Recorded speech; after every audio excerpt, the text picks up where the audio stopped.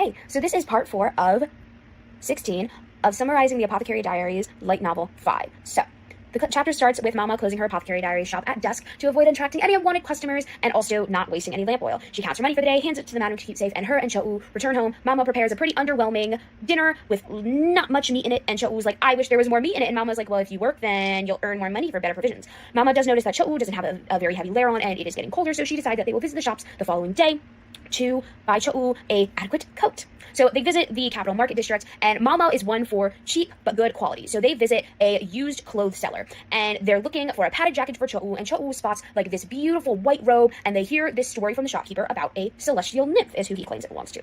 So basically, this celestial nymph turned out to be possibly a woman from the west or north, quote unquote, maybe a spy. It was noted that she was foreign, who was forced to marry a villager.